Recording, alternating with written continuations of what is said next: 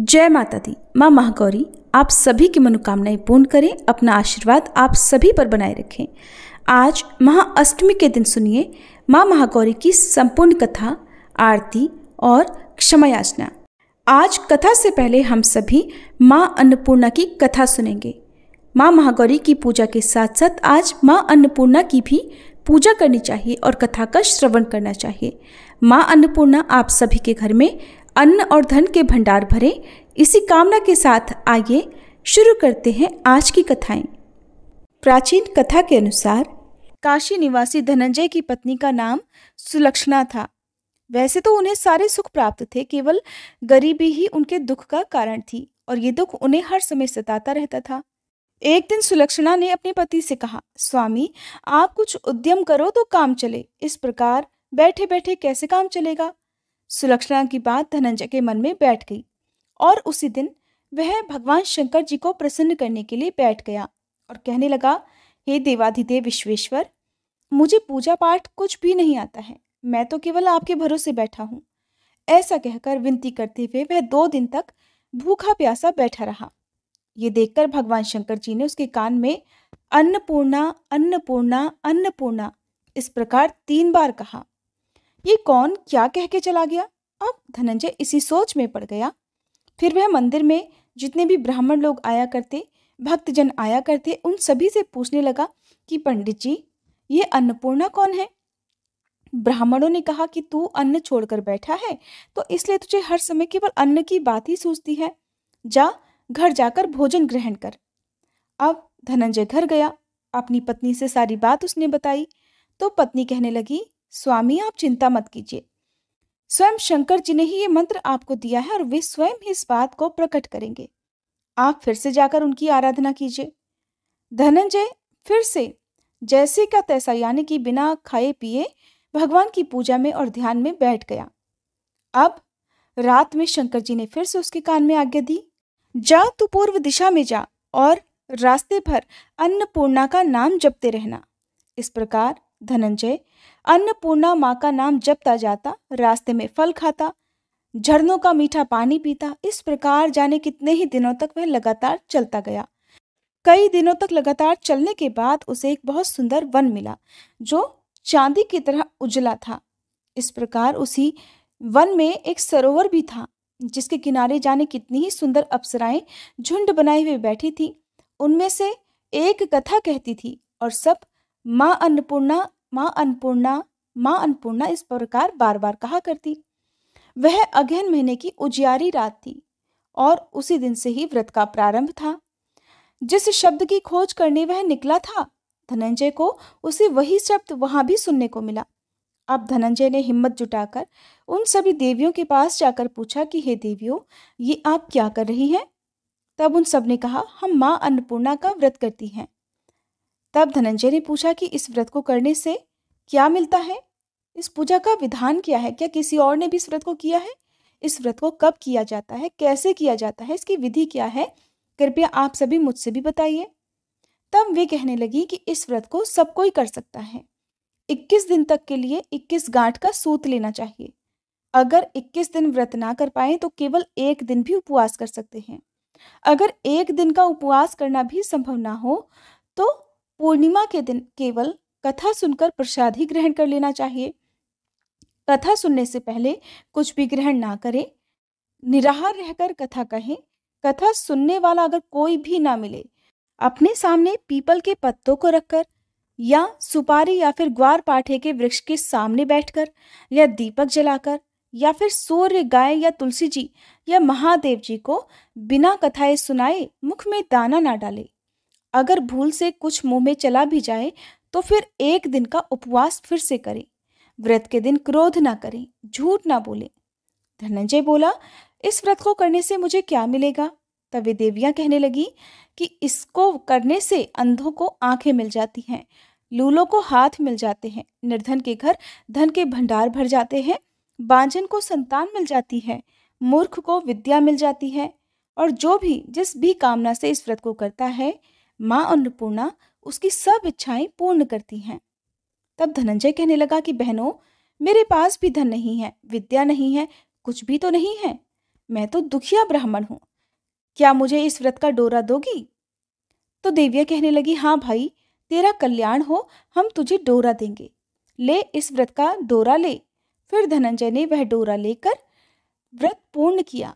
जब व्रत पूरा हुआ तब सरोवर में से 21 खंड की सोने की सीढ़ी हीरे मोती जड़ी हुई प्रकट हुई।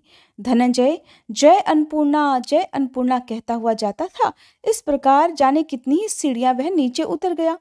जब नीचे उतरा तो उसने देखा कि करोड़ों सूर्य से प्रकाशमान मां अन्नपूर्णा का मंदिर है। उसके सामने सोने के सिंहासन पर मां अन्नपूर्णा विराजमान है। सामने भिक्षा के लिए शंकर भगवान खड़े हुए हैं। देवांगनाएं चवर डुला रही हैं। कितने ही हथियार बांधकर पहरा दे रही हैं। धनंजय दौड़कर मां अन्नपूर्णा के चरणों में गिर गया। देवी उसके मन का दुख जान गई। धनंजय कहने लगा, मां, आप तो अंतर्यामिनी हो, आपको अपनी दशा क्या बताऊं? मां कहने लगी, तूने मेरा व्रत किया है, जा, संसार तेरा सम्मान करेगा। तब मां अन्नपूर्णा ने धनंजय की जिह्वा पर बीज मंत्र लिख दिया। अब तो उसके रोम रोम में विद्या प्रकट हो गई। इतने में ही धनंजय ने देखा कि वो तो अपने घर के सामने खड़ा है। अब वह घर आ गया। मां अन्नपूर्णा का वरदान अपने साथ लेकर आया। अपनी पत्नी से उसने सारी बात कही। मां अन्नपूर्णा की कृपा से उसके घर में सुख और संपत्ति का, धन का भंडार भर गया। छोटा सा घर बहुत बड़ा गिना जाने लगा। जैसे शहद के छत्ते में सैकड़ों मधुमक्खियां जमा होती हैं, उसी प्रकार अनेक सगे संबंधी घर आ आकर उसकी तारीफें करने लगे। कहने लगे, इतना धन और इतना बड़ा घर, सुंदर संतान नहीं तो इस कमाई का कौन भोग करेगा? सुलक्षणा की कोई संतान तो है नहीं, इसलिए तुम दूसरा विवाह कर लो। मन ना होते हुए भी धनंजय को दूसरा विवाह करना पड़ा और सती सुलक्षणा को सौतन का दुख उठाना पड़ा। इस प्रकार दिन बीतते गए। फिर अगले साल अगहन का महीना आया। सुलक्षणा ने अपने नए बंधन से बंधे हुए पति से कहलवाया कि हम इस व्रत के प्रभाव से ही सुखी हुए हैं, इसलिए किसी भी प्रकार इस व्रत को छोड़ना नहीं चाहिए। ये मां अन्नपूर्णा का ही प्रताप है जो आज हम इतने संपन्न और सुखी हैं। सुलक्षणा की बात सुनकर धनंजय उसके यहाँ आया और व्रत में बैठ गया। नई बहू को इस व्रत की कोई खबर नहीं थी। वो तो धनंजय के आने की राह देख रही थी। दिन बीतते गए और व्रत पूरा होने में केवल 3 दिन ही बाकी थे कि नई बहू को खबर मिली। अब उसके मन में ईर्ष्या की ज्वाला दहकने लगी। सुलक्षणा के घर वो आ गई और उसने आते ही वहां भगदड़ मचा दी। वह गुस्सा करती हुई धनंजय को अपने साथ ले गई। नए घर में धनंजय को थोड़ी देर के लिए नींद आ गई। इसी समय नई बहू ने उसके हाथ में बंधा हुआ सूत तोड़कर आग में फेंक दिया। अब तो मां अन्नपूर्णा का क्रोध जाग उठा। घर में अचानक आग लग गई। सब कुछ उस आग में जलकर खाक हो गया। सुलक्षणा जान गई और पति को फिर अपने घर ले आई। उधर नई बहू रूठ कर अपने पिता के घर जा बैठी। पति को परमेश्वर मानने वाली सुलक्षणा बोली, नाथ, घबराना नहीं, माँ की कृपा तो अलौकिक है। पुत्र कुपुत्र हो जाता है लेकिन माँ कुमाता कभी नहीं होती। अब आप श्रद्धा और भक्ति से माँ अन्नपूर्णा की आराधना शुरू कर दो, वो जरूर हमारा कल्याण करेंगी। अब धनंजय फिर से माँ अन्नपूर्णा की पूजा करने लगा। उसी प्रकार उसने पूजा की। फिर से वही सरोवर सीढ़ी प्रकट हुई। उसमें वह माँ अन्नपूर्णा का नाम लेकर उतर गया। वहां जाकर वह माँ के चरणों में रोने लगा। माँ प्रसन्न होकर बोली, ले, ये मेरे सोने की मूर्ति ले, तू उसकी पूजा करना, तू फिर से सुखी हो जाएगा। जा, तुझे मेरा आशीर्वाद है। तेरी पत्नी सुलक्षणा ने श्रद्धा से मेरा व्रत किया है, उसे मैंने पुत्र दे दिया है। धनंजय ने आंखें खोली तो फिर से अपने आप को घर के आगे पाया। वह अपने घर के अंदर आया। इधर सुलक्षणा को दिन चढ़े। वह गर्भवती हो गई। 9वां महीना पूरा होते ही उसके घर में पुत्र का जन्म हुआ। गांव में आश्चर्य की लहर दौड़ गई। उसके घर में फिर से सुख और संपत्ति का भंडार भर गया। सभी लोग मां अन्नपूर्णा को मानने लगे। इसी प्रकार उसी गांव के निसंतान सेठ ने भी अन्नपूर्णा मां का व्रत किया, जिनके प्रभाव से उसके घर में भी पुत्र हुआ। तब उसने मां अन्नपूर्णा का विशाल मंदिर गांव में बना दिया। उसमें माताजी धूमधाम से पधारी। यज्ञ करवाया गया और धनंजय को उसी मंदिर के आचार्य का पद दे दिया गया। धनंजय को जीविका चलाने के लिए मंदिर की दक्षिणा और रहने के लिए बड़ा सुंदर सा भवन मिल गया। अब धनंजय अपनी पत्नी और अपने पुत्र के साथ वहां आराम से रहने लगा। माताजी की चढ़ावे में भरपूर आमदनी होने लगी। उधर नई बहू के पिता के घर डाका पड़ गया, सब कुछ लुट गया और वे गरीब हो गए, भीख मांगकर पेट भरने लगे। सुलक्षणा ने सुना तो उन्हें बुलावा भेजा, उन्हें अलग घर में रखवा लिया और उनके अन्न और वस्त्र का प्रबंध भी करवा दिया। धनंजय, सुलक्षणा और उसका पुत्र अब मां अन्नपूर्णा की कृपा से बड़े आनंद से रहने लगे। हे मां अन्नपूर्णा, जैसे आपने उनके घर में भंडार भरे वैसे ही सबके भरना। इस कथा को कहने, सुनने और हुंकारा भरने वालों के घर में कभी अन्न और धन की कमी न रहने देना। प्रेम से बोलिए अन्नपूर्णा मैया की जय। अब सुनिए मां महागौरी की कथा। प्राचीन कथा के अनुसार एक बार शौनक आदि 88,000 ऋषियों ने महर्षि वेद व्यास जी से पूछा, प्रभु, अपने गणों तथा देवी के साथ अंतर्ध्यान होकर भगवान शिव कहाँ गए, कहाँ रहे और फिर कहाँ क्या करके विरत हुए?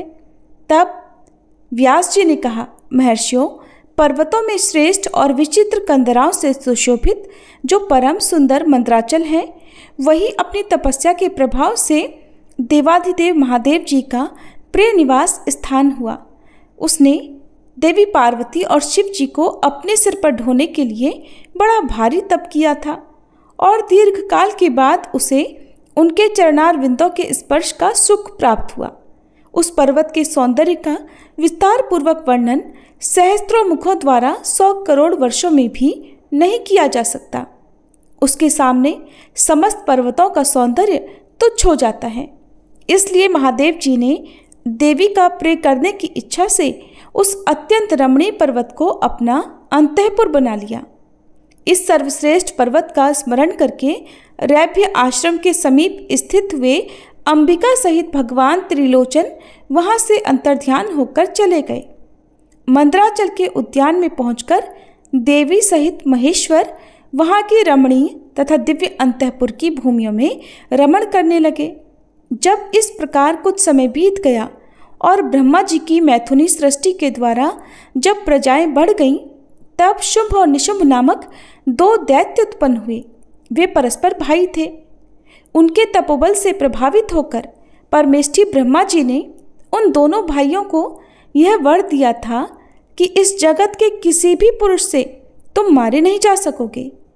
उन दोनों ने ब्रह्मा जी से प्रार्थना की थी कि पार्वती देवी के अंश से उत्पन्न जो अयोनिजा कन्या उत्पन्न हो, जिसे पुरुष का स्पर्श तथा रति प्राप्त ना हुई हो और जो अलंघ्य पराक्रम से संपन्न हो, उसके प्रति काम भाव से पीड़ित होने पर हम युद्ध में उसी के हाथों मारे जाएं। उनकी इस प्रार्थना पर ब्रह्मा जी ने तथास्तु कहकर उन्हें यह वरदान दे दिया। तभी से युद्ध में इंद्रादि देवताओं को जीतकर उन दोनों ने जगत को अनीतिपूर्वक वेदों के स्वाध्याय और यज्ञ आदि से रहित कर दिया। तब ब्रह्मा जी ने उन दोनों के वध के लिए देवेश्वर शिव से प्रार्थना की कि प्रभु, आप एकांत में देवी की निंदा करके भी जैसे तैसे उन्हें क्रोध दिलाइए और उनके रूप रंग की निंदा से उत्पन्न हुई काम भाव से रहित कुमारी रूपा शक्ति को निशुंभ और शुंभ के वध के लिए देवताओं को अर्पित कीजिए। ब्रह्मा जी के इस तरह प्रार्थना करने पर भगवान नील लोहित रुद्र एकांत में पार्वती जी की निंदा सी करते हुए मुस्कुराकर कहने लगे, देवी, तुम तो काली हो।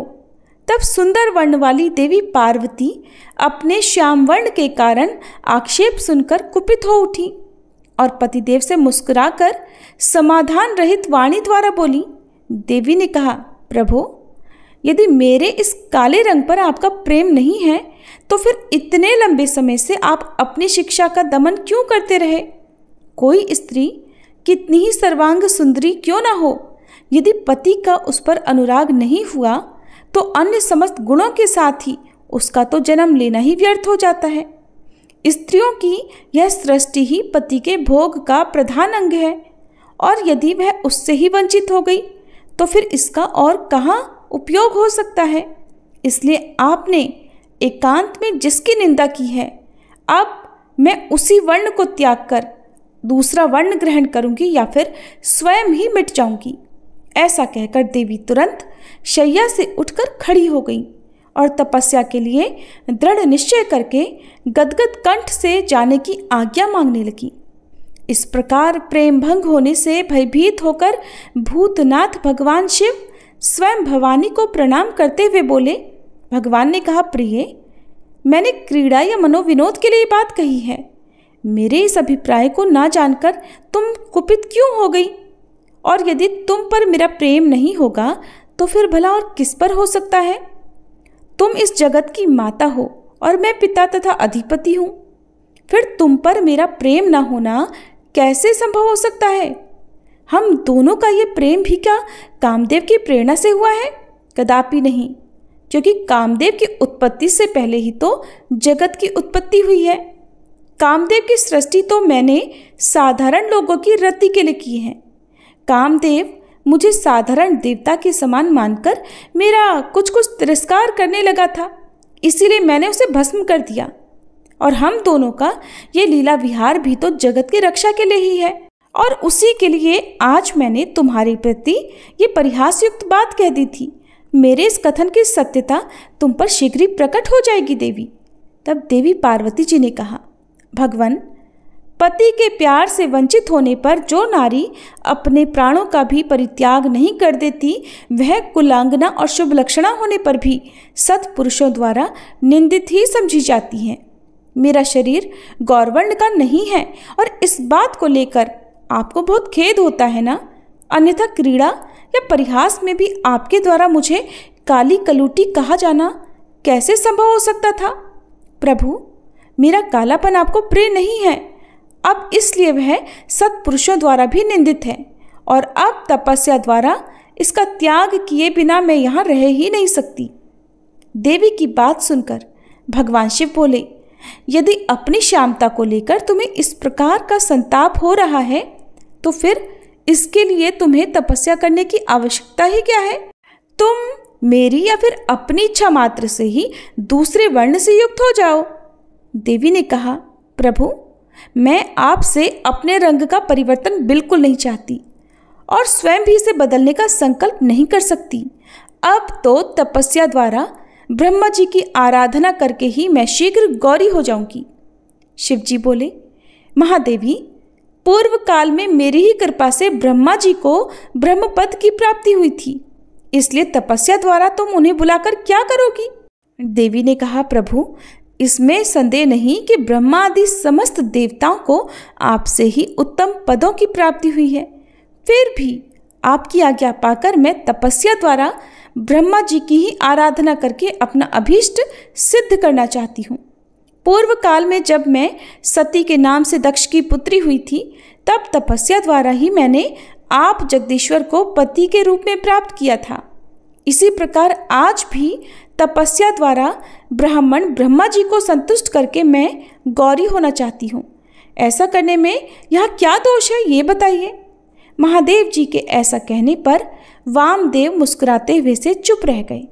देवताओं का कार्य सिद्ध करने की इच्छा से ही तो उन्होंने देवी को रोकने के लिए फिर हठ भी नहीं किया। इसके बाद पतिव्रता माता पार्वती जी अपने पति की परिक्रमा करके उनके वियोग से होने वाले दुख को किसी तरह रोककर हिमालय पर्वत पर चली गईं। उन्होंने पहले सखियों के साथ जिस स्थान पर तप किया था, उस स्थान से उनका प्रेम हो गया था, इसलिए अब की बार भी उन्होंने उसी स्थान को तपस्या के लिए चुना। इसके बाद माता पिता के घर जाकर उनका दर्शन और प्रणाम करके उन्हें सब समाचार बताकर उनकी आज्ञा लेकर उन्होंने सारे वस्त्र आभूषण उतार दिए और फिर तपोवन में जाकर स्नान के पश्चात तपस्वी का परम पावन वेश धारण करके अत्यंत तीव्र और परम दुष्कर तपस्या करने का संकल्प ले लिया। वे मन ही मन सदा पति के ही चरणारविंदों का चिंतन करती हुई किसी क्षणिक लिंग में उन्हीं का ध्यान करके पूजन की बाह्य विधि के अनुसार जंगल के फल फूल आदि उपकरणों द्वारा तीनों समय उनका पूजन करती थी। भगवान शंकर ही ब्रह्मा का रूप धारण करके मेरी तपस्या का फल मुझे देंगे, ऐसा दृढ़ विश्वास रखकर वे प्रतिदिन तपस्या में लगी रहती थी। इस तरह तपस्या करते करते जब बहुत समय बीत गया, तब एक दिन उनके पास कोई बहुत बड़ा व्याघ्र देखा गया। वह दुष्ट भाव से वहां आया था। पार्वती जी के निकट आते ही उस दुरात्मा का शरीर जड़वत हो गया और वह उनके समीप चित्रलिखित सा दिखाई देने लगा।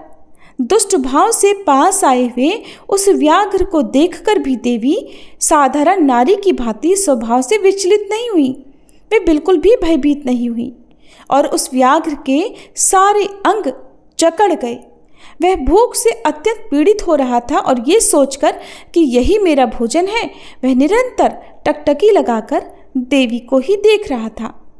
देवी के सामने खड़ा खड़ा वह उनकी उपासना सी करने लगा। इधर देवी के हृदय में सदा यही भाव आता था कि यह व्याघ्र मेरा ही उपासक है, दुष्ट वन जंतुओं से मेरी रक्षा करने आया है। ये सोचकर वे उस दुरात्मा जीव पर कृपा करने लगी और उन्हीं की कृपा से उस जीव के तीनों प्रकार के मल तत्काल नष्ट हो गए। फिर तो उस व्याघ्र को सहसा देवी के स्वरूप का बोध हो गया। अब उसकी भूख मिट गई और उसके अंगों की जड़ता भी दूर हो गई। साथ ही उसकी जन्मसिद्ध दुष्टता भी नष्ट हो गई और निरंतर तृप्ति बनी रहने लगी। उस समय उत्कृष्ट रूप से अपनी कृतार्थता का अनुभव करके वह तत्काल भक्त हो गया और उन परमेश्वरी देवी की सेवा करने लगा। अब वह अन्य दुष्ट जंतुओं को खदेड़ता हुआ तपोवन में विचरने लगा। अब वह किसी भी जीव को मारकर नहीं खाता था। इधर देवी की तपस्या बढ़ी और तीव्र से तीव्रतर होती चली गई। देवता शुंभ आदि दैत्यों के दुराग्रह से दुखी होकर ब्रह्मा जी की शरण में गए। उन्होंने शत्रु पीड़ा जनित अपने दुख को उनसे निवेदन किया। शुंभ और निशुंभ वरदान पाने के घमंड से देवताओं को जैसे जैसे दुख देते थे, वह सब सुनकर ब्रह्मा जी को उन पर बड़ी दया आई। उन्होंने दैत्यवध के लिए भगवान शंकर के साथ हुई वार्तालाप का स्मरण करके देवताओं के साथ देवी के तपोवन को प्रस्थान किया, जहाँ पर देवी तपस्या में लीन थी। वहाँ सुरश्रेष्ठ ब्रह्मा जी ने उत्तम वन में परिनिष्ठित परमेश्वरी पार्वती जी को देखा। वे संपूर्ण जगत की प्रतिष्ठा सी जान पड़ती थी। अपने श्री हरि के तथा रुद्रदेव के भी जन्मदाता पिता महामहेश्वर की भार्या आर्या जगन्माता गिरिराज नंदनी पार्वती जी को ब्रह्मा जी ने प्रणाम किया। देवगणों के साथ ब्रह्मा जी को आया देख देवी ने उनके योग्य अर्घ्य देकर स्वागत आदि के द्वारा उनका सत्कार किया। बदले में उनका भी सत्कार और अभिनंदन करके ब्रह्मा जी अनजान की तरह देवी की तपस्या का कारण पूछने लगे। ब्रह्मा जी तो सब कुछ जानते थे। तब ब्रह्मा जी कहने लगे, देवी, इस तीव्र तपस्या के द्वारा आप यहाँ किस अभीष्ट मनोरथ की सिद्धि करना चाहती हैं? तपस्या के संपूर्ण फलों की सिद्धि तो आपके ही अधीन है। जो समस्त लोकों के स्वामी हैं, उन्हीं परमेश्वर को पति रूप में पाकर आपने तो तपस्या का संपूर्ण फल प्राप्त कर लिया है, अथवा ये सारा ही क्रियाकलाप आपका लीलावास है। परंतु देवी, आश्चर्य की बात तो ये है कि आप इतने दिनों से महादेव जी के विरह का कष्ट कैसे सह रही हैं? देवी ने कहा, ब्राह्मण, जब सृष्टि के आदिकाल में महादेव जी से आपकी उत्पत्ति सुनी जाती है, तब समस्त प्रजाओं में प्रथम होने के कारण आप मेरे ज्येष्ठ पुत्र होते हैं। और फिर जब प्रजा की वृद्धि के लिए आपके ललाट से भगवान शिव का प्रादुर्भाव हुआ, तब आप मेरे पति के पिता और मेरे ससुर होने के कारण गुरुजनों की कोटि में आ जाते हैं। और जब मैं ये सोचती हूँ कि स्वयं मेरे पिता गिरिराज हिमालय आपके पुत्र हैं, तब आप मेरे साक्षात पितामह लगते हैं। लोक पितामह, इस तरह आप लोक यात्रा के विधाता हैं। अंतःपुर में पति के साथ जो वृतांत घटित हुआ है, उसे मैं आपके सामने कैसे कह सकूंगी? इसलिए यहाँ बहुत कहने से क्या लाभ है? ब्रह्मा जी, मेरे शरीर में जो ये कालापन है, इसे सात्विक विधि से त्याग कर मैं गौरवर्णा होना चाहती हूँ। ब्रह्मा जी बोले, देवी, इतने ही प्रयोजन के लिए आपने ऐसा कठोर तप क्यों किया? क्या इसके लिए आपकी इच्छा मात्र ही पर्याप्त नहीं थी, या फिर ये भी आपकी कोई लीला ही है? जगन्माता, आपकी लीला भी तो लोकहित के लिए ही होती है। इसलिए आप इसके द्वारा मेरे एक अभीष्ट फल की सिद्धि कर दीजिए। निशुंभ और शुंभ नामक 2 दैत्य हैं, उनको मैंने वर दे रखा है। इससे उनका घमंड बहुत बढ़ गया है और वे देवताओं को सता रहे हैं। उन दोनों को आपके ही हाथों मारे जाने का वरदान मुझसे प्राप्त हुआ है, इसलिए अब विलंब करने से कोई लाभ नहीं। आप क्षण भर के लिए सुस्थिर हो जाइए। आपके द्वारा जो शक्ति रची या छोड़ी जाएगी वही उन दोनों के लिए काल हो जाएगी। ब्रह्मा जी के इस प्रकार प्रार्थना करने पर गिरिराज कुमारी देवी पार्वती सहसा अपनी काली त्वचा के आवरण को उतारकर गौरवर्णा हो गई। त्वचवा कोश अर्थात काली त्वचामय आवरण रूप से त्यागी गई जो उनकी शक्ति थी, उसका नाम कौशिकी हुआ। वह काले मेघ के समान कांति वाली कृष्ण वर्णा कन्या हो गई।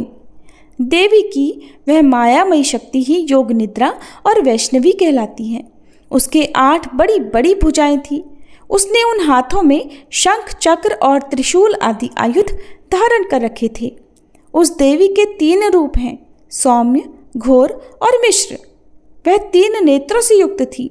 उसने मस्तक पर अर्धचंद्र का मुकुट धारण कर रखा था। उसे पुरुष का स्पर्श तथा रति का योग प्राप्त नहीं था और वह अत्यंत सुंदरी थी। देवी ने अपनी इस सनातन शक्ति को ब्रह्मा जी के हाथ में दे दिया। वही दैत्य प्रवर शुंभ और निशुंभ का वध करने वाली देवी हुई। उस समय प्रसन्न हुए ब्रह्मा जी ने उस पराशक्ति की सवारी के लिए एक प्रबल से प्रदान किया जो उनके साथ ही आया था। उस देवी के रहने के लिए ब्रह्मा जी ने विंध्यगिरि पर वास स्थान दिया और वहां नाना प्रकार के उपचारों से उनका पूजन किया।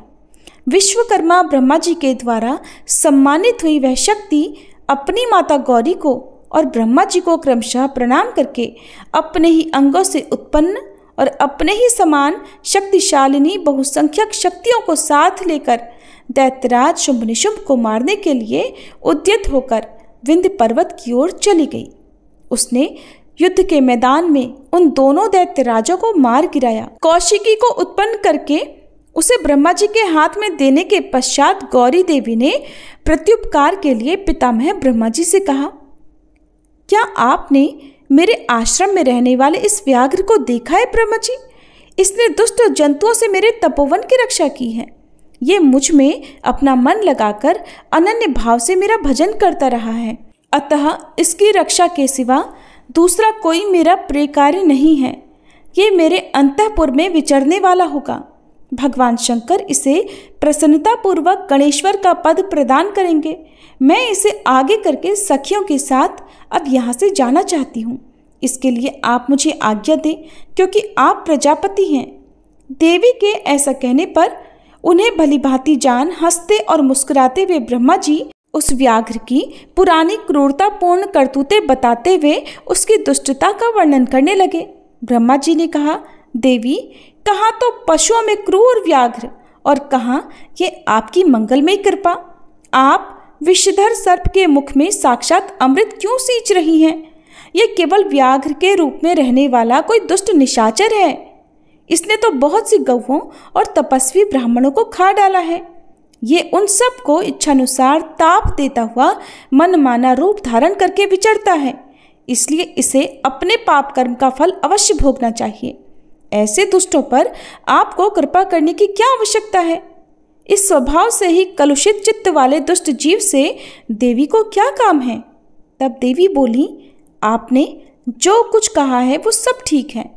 ये ऐसा ही सही फिर भी मेरी शरण में आ गया है, इसलिए मुझे इसका त्याग नहीं करना चाहिए।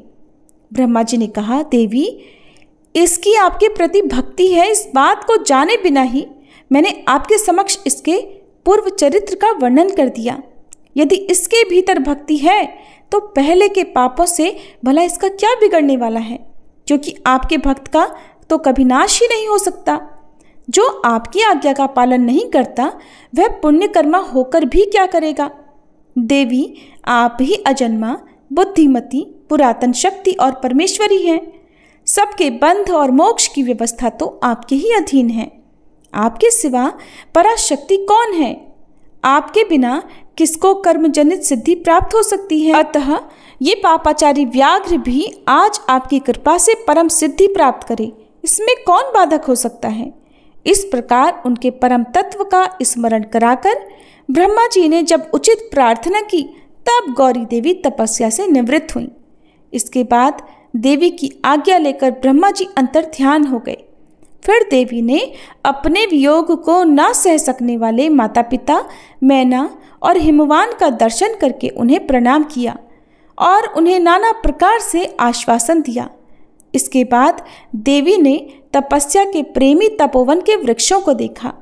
वे उनके सामने पुष्पों की वर्षा कर रहे थे। ऐसा जान पड़ता था मानो उनसे होने वाले वियोग के शोक से पीड़ित होकर वे पुष्प नहीं आंसू बरसा रहे हों। अपनी शाखाओं पर बैठे हुए पक्षियों के कलरवों के व्याज से मानो वे व्याकुलता पूर्वक नाना प्रकार से दीनतापूर्ण विलाप कर रहे थे। इसके बाद पति के दर्शन के लिए उतावली होकर उस व्याघ्र को औरस पुत्र की तरह स्नेह से आगे करके सखियों से बातचीत करती और देह के दिव्य प्रभा से दसों दिशाओं को उद्दीप्त करती हुई गौरी देवी मंदराचल को चली गईं, जहाँ संपूर्ण जगत के आधार, सृष्टा, पालक और संहारक पतिदेव महेश्वर विराजमान थे। उधर द्वारपाल बड़ी उतावली से देवी की राह देखते थे। उनके साथ ही महादेव जी भी देवी के आगमन के लिए उत्सुक थे। जब वे भवन में प्रवेश करने लगी, तब शंकित हो उन प्रेम जनित भावों से वे उनकी ओर देखने लगे। देवी भी उनकी ओर उन्हीं भावों से देख रही थी। उस समय उस भवन में रहने वाले श्रेष्ठ पार्षदों ने देवी की वंदना की। फिर देवी ने विनयुक्त वाणी द्वारा भगवान त्रिलोचन को प्रणाम किया। वे प्रणाम करके अभी उठने भी नहीं पाई थी कि परमेश्वर ने उन्हें दोनों हाथों से पकड़कर बड़े आनंद के साथ हृदय से लगा लिया। फिर मुस्कुराते हुए वे एकटक नेत्रों से उनके मुखचंद्र की सुधा का पान सा करने लगे। फिर उनसे बातचीत करने के लिए उन्होंने पहले अपनी ओर से वार्ता आरंभ की।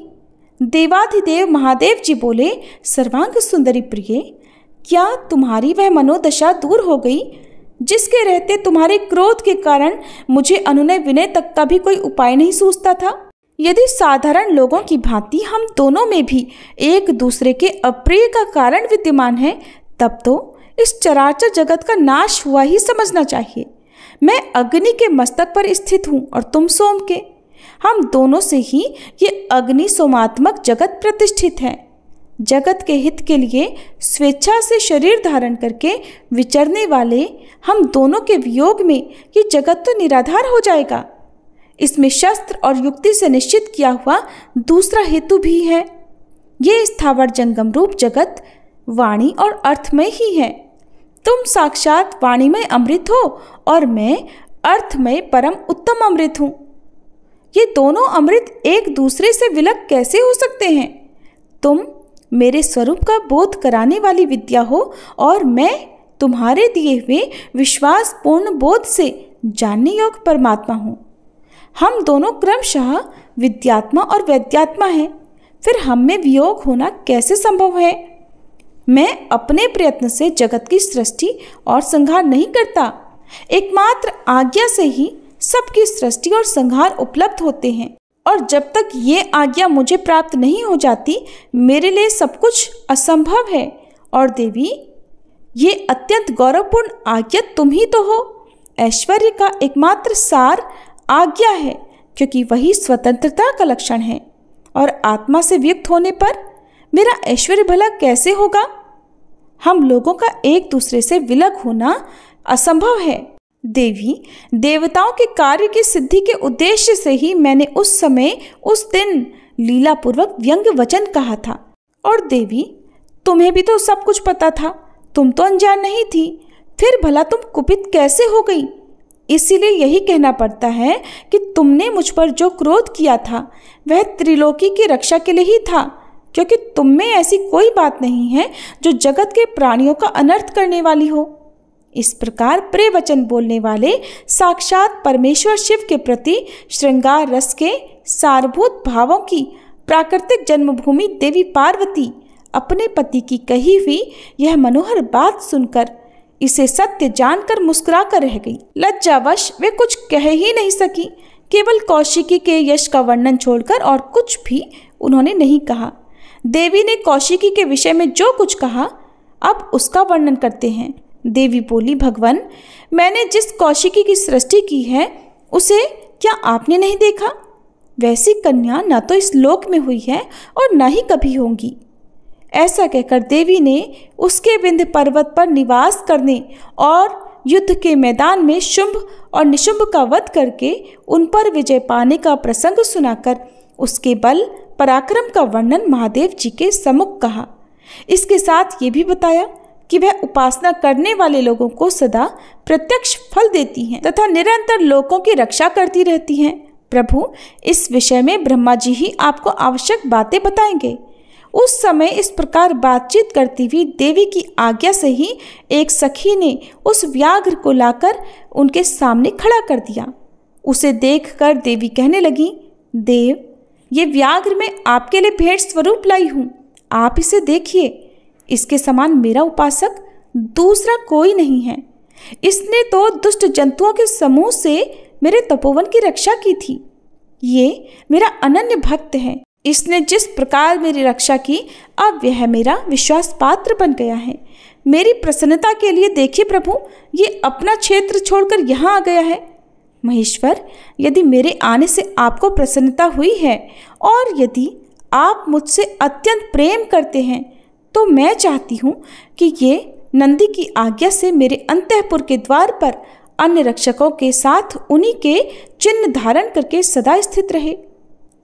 तब देवी के इस प्रकार मधुर और अंततोगत्वा प्रेम बढ़ाने वाले शुभ वचनों को सुनकर महादेव जी कहने लगे, देवी, मैं अत्यंत प्रसन्न हूँ।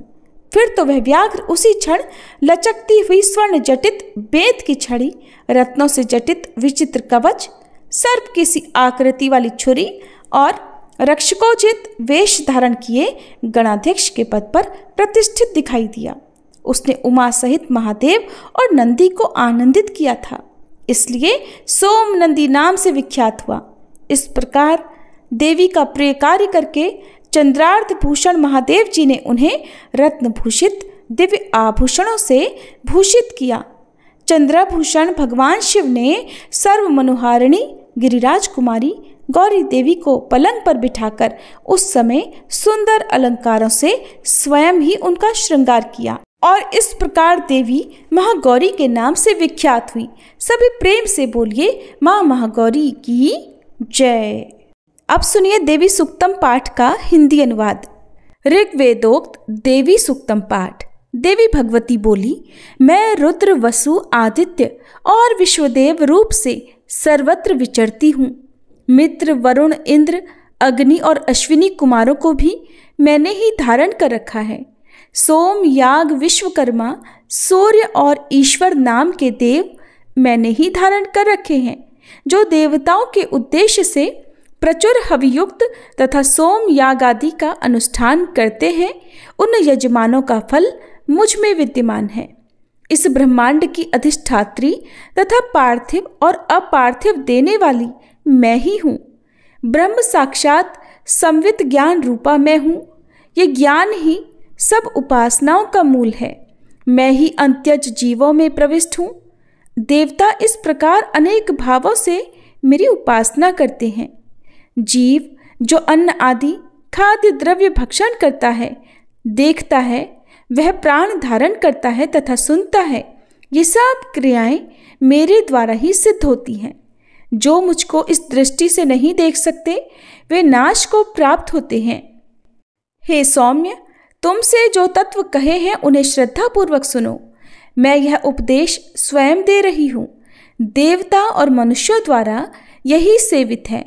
मैं जिसे चाहती उसे उच्च पद प्रदान करती हूँ, ब्रह्म बनाती हूँ तथा ऋषि और सर्व ज्ञान संपन्न सुमेधा बनाती हूँ। रुद्र के लिए धनुष खींचती हूँ। इस प्रकार मैं सर्वत्र व्याप्त हूँ। मेरी आत्मा ने जगत पिता को उत्पन्न किया है। इसके ऊपरी भाग में आनंदमय कोश के अंदर विज्ञानमय कोश में मेरा कारण अवस्थित है। मैं समस्त भुवनों में प्रविष्ट होकर रहती हूँ। स्वर्गलोक में मेरे शरीर से स्पष्ट है। मैं जल वायु की भांति प्रथित होती हूँ, तभी यह सारी सृष्टि आरंभ होती है।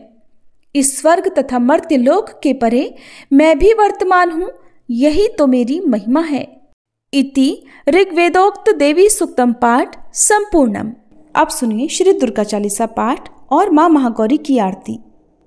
नमो नमो दुर्गे सुख करनी, नमो नमो अम्बे दुख हरनी। निरंकार है ज्योति तुम्हारी, तिहु लोक फैली उजियारी। शशि ललाट मुख महाविशाला, नेत्र लाल भ्रकुटी विकराला। रूप मातु को अधिक सुहावे, दर्श करत जन अति सुख पावे। तुम संसार शक्ति लय कीना, पालन हेतु अन्न धन दीना। अन्नपूर्णा हुई जगपाला, तुम ही आदि सुंदरी बाला। प्रलय काल सब नाशनहारी, तुम गौरी शिव शंकर प्यारी। शिव योगी तुम्हारे गुण गावे, ब्रह्मा विष्णु तुम्हें नित ध्यावे। रूप सरस्वती को तुम धारा, दे सुबुद्धि ऋषि मुनिन उबारा। धर्यो रूप नरसिंह को अम्बा, प्रगट भई फाड़ कर खम्बा। रक्षा करी प्रहलाद बचायो, हिरणाकुश को स्वर्ग पठायो। लक्ष्मी रूप धरो जग माही, श्री नारायण अंग समाही। क्षीर सिंधु में करत विलासा, दया सिंधु दीजे मन आसा। हिंगलाज में तुम ही भवानी, महिमा अमित न जात बखानी। मातंगी अरुधुमावती माता, भुवनेश्वरी बगला सुखदाता। श्री भैरव तारा जगतारिणी, छिन्न भाल भव दुख निवारिणी। के हरि वाहन सोह भवानी, लांगुर वीर चलत अगवानी। कर में खप्पर खड्ग विराजे, जाको देख काल डर भाजे। सोहे अस्त्र और त्रिशूला, जाते उठत शत्रु ही शूला। नगर कोटि में तुम ही विराजत, तिहु लोक में डंका बाजत। शुंभ निशुंभ दानव तुम मारे, रक्त बीज शंखन संहारे। महिषासुर नृप अति अभिमानी, जहि अघभार मही अकुलानी। रूप कराल कालिका धारा, सेन सहित तुम तिहि संहारा। परिगाढ़ संतन पर जब जब, भई सहाय मातु तुम तब तब। अमरपुरी अरुबा सब लोका, तब महिमा सब रहे अशोका। ज्वाला में है ज्योति तुम्हारी, तुम्हें सदा पूजे नर नारी। प्रेम भक्ति से जो जस गावे, दुख दारिद्र निकट नहीं आवे। ध्यावे तुम्हें जो नर मन लाई, जन्म मरण ताको छुट जाई। जोगी सुर मुनि कहत पुकारी, योग न हो बिन शक्ति तुम्हारी। शंकर आज रज तप कीनो, काम अरु क्रोध जीत सब लीनो। निषिदन ध्यान धरो शंकर को, काहु काल नहीं सुमिरो तुमको। शक्ति रूप को मरम न पायो, शक्ति गई तब मन पछतायो। शरणागत हुई कीर्ति बखानी, जय जय जय जगदम्ब भवानी। भई प्रसन्न आदि जगदम्बा, दई शक्ति नहीं कीन विलंबा। मोको मातु कष्ट अति घेरो, तुम बिन कौन हरे दुख मेरो। आशा तृष्णा निपट सतावे, मोह मदादिक सब विनशावे। शत्रुनाश की जय महारानी, सुमिरो इक चित तुम्हें भवानी। करो कृपा है मातु दयाला, रिद्धि सिद्धि दे करहु निहाला। जब लग जीव दया फल पाऊँ, तुमरो यश मैं सदा सुनाऊँ। दुर्गा चालीसा जो कोई गावे, सब सुख भोग परम पद पावे। श्री दुर्गा चालीसा समाप्त। ओम जय महागौरी, मैया जय महागौरी। निश दिन ध्यावत तुमको, हरि ब्रह्मा शिव जी। ओम जय महागौरी, डमरु त्रिशूल धारणी, पापों का नाश करे। वृषभ वाहन पर विराजे माँ कल्याण करे। ओम जय महागौरी। श्वेत वस्त्र मैया का छवि है मन भावन। सच्चे मन से पुकारो मैया देगी दर्शन। ओम जय महागौरी। गौर वर्ण मैया का साधक रहे प्रसन्न। श्रद्धा पुष्प चढ़ाओ पावन कर दो मन। ओम जय महागौरी। आठवें नवरात्रे में पूजा माँ की करो। माँ विपदा है मिटाती माँ का ध्यान धरो। ओम जय महागौरी। अवतार लियो दक्ष के घर में लीला निराली की। शिव बैरागी खोए मोहिनी थी डाली। ओम जय महागौरी। शरणागत की रक्षक माता भवानी तुम। सुन लो माता अर्जी आए द्वार तुम्हारे हम। ओम जय महागौरी। मंदिर में माँ तेरे सदा ही सुख बरसे। अन्न धन सब माँ पावे अपूर्ण नर ना रहे। ओम जय महागौरी। माँ महागौरी की आरती जो जन नित गावे। भव सिंधु से तरे वो दुख सब मिट जावे। ओम जय महागौरी। ओम जय महागौरी। मैया जय जय महागौरी। इस दिन ध्यावत तुमको हरि ब्रह्मा शिव जी। ओम जय महागौरी। प्रेम से बोलिए शेरों वाली मैया की जय। महागौरी मैया की जय। प्रिय भक्तजनों, अब हम सभी मिलकर माता रानी से क्षमा याचना करते हैं ताकि हमारे द्वारा हुई किसी भी गलती के लिए माता रानी हमें क्षमा कर सके। हे परमेश्वरी, मेरे द्वारा रात दिन सहस्त्रों अपराध होते रहे हैं, अतः आप मुझे अपनी सेवक समझकर कृपा पूर्वक मेरे उन अपराधों को क्षमा करो। न तो मैं आह्वान करना ही जानती हूँ, न विसर्जन करना ही जानती हूँ, और न पूजा ही करना जानती हूँ। हे परमेश्वरी, मुझे क्षमा करो। हे सुरेश्वरी, मैंने जो मंत्रहीन, क्रियाहीन और भक्तिहीन पूजन किया है वह सब आपकी दया से पूर्ण हो। सैकड़ों अपराध करके भी भक्त आपकी शरण में आकर केवल जगदम्ब कहकर ही मोक्ष को प्राप्त करते हैं, जिसे ब्रह्मादि देवगण भी पाने में असमर्थ होते हैं। हे जगदम्बिके, मैं अपराधी हूँ, किंतु आपकी शरण में आई हूँ, अतः इस समय मैं दया की पात्र हूँ। आप जैसा चाहो वैसा करो। अज्ञानवश या बुद्धिभ्रम होने के कारण भूल से मैंने जो कुछ भी कम या अधिक कर दिया हो, हे देवी, हे परमेश्वरी, सब अपराध क्षमा करो और प्रसन्न हो। हे जगन्माता, हे कामेश्वरी, सच्चिदानंद स्वरूपिणी परमेश्वरी, आप प्रेम पूर्वक मेरी यह पूजा स्वीकार करो और मुझ पर प्रसन्न हो। आप गुप्त से भी गुप्त वस्तु की रक्षा करने वाली हो। आप मेरे किए हुए इस जप को ग्रहण करके मेरे सभी अपराधों को क्षमा करो। हे देवी, हे महेश्वरी, आपकी कृपा से मुझे सिद्धि की प्राप्ति हो।